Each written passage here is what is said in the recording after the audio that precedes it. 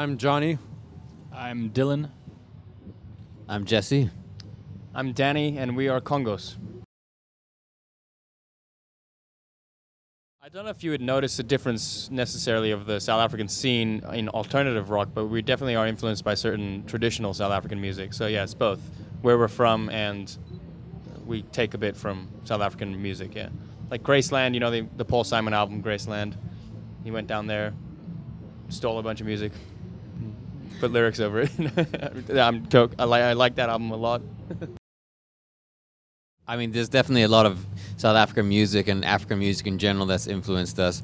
I think also growing up there, you know, there's so many different cultures and subcultures, and it kind of gets into your blood, I think. So there's definitely a feel there, and certain instruments and rhythms that they use, you know, just being around them, they kind of naturally, I think, seep into our music as well as intentionally.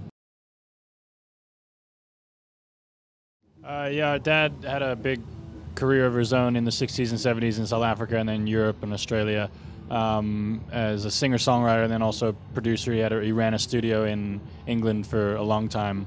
And then he and my mom had a band, us, and he kind of raised us on music from a very early age. I think about 10 years. 2007 is when I'd really count that we kind of started taking it seriously and really practicing. We recorded our first album. But like you said, we've been playing since we were kids. Not necessarily together as a band, but we were always playing, you know. Well, yeah, obviously the States is just such a different ball game. It's so huge. There's so many markets. And we had all this success in South Africa, so we knew after seeing it have a reaction there that there was something there that people were going to enjoy it. It was just a matter of getting the exposure. So that took a while till radio picked up last year. We self-released it in end of 2012. And then luckily with all the kind of success that started to come with radio, Epic signed us and released it as is out at the beginning of this year. So it's been getting now a proper release and the proper kind of exposure that we felt it needed. Yeah, the album is not all Come With Me now. So I mean, we all write individually, and then we bring songs to the band. So there's really 4 different styles of music, and sometimes more if we collaborate on the production of something. The next single is going to be "I'm Only Joking," which is a definite departure from Come With Me Now. And if you listen deeply to the album, there's ballads, there's reggae, there's all sorts of different music on it. So don't expect to hear Come With Me Now, on the next song you listen to. Yeah, definitely. We probably have a lot of the same music because we grew up listening to it. Our dad, exposed us to all sorts of music that we still listen to today.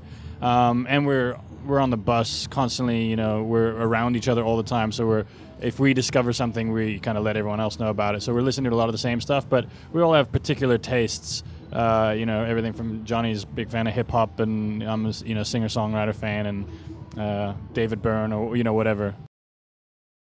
Yeah, definitely. I mean, it's our second time in Milwaukee, and I think if you like a place the first time, you come back and you like it a second time, you can. It's, I think second time's a charm. That's the saying, right?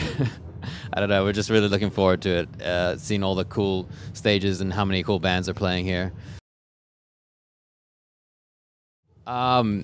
Unfortunately, I think some of the bands we wanted to see are not on the same day as us, but we definitely want to see. I want to go see Great Big World. I think they're really great singer-songwriters.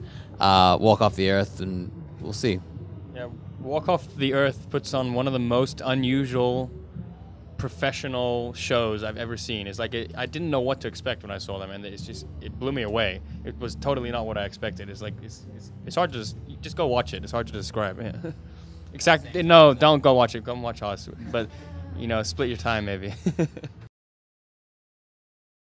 The commercials and trailers and stuff are there. I don't find them that surreal for some reason, because you get the you know it's going to happen kind of thing, and you see it. But the radio, especially if you're driving into a new city and you hear it comes on the radio, that's surreal. Especially like Chicago or LA. The first time we drove into those cities and we heard it, we just, man, this is weird. This is like the 1950s or something. What's going on? Why is our song on the radio?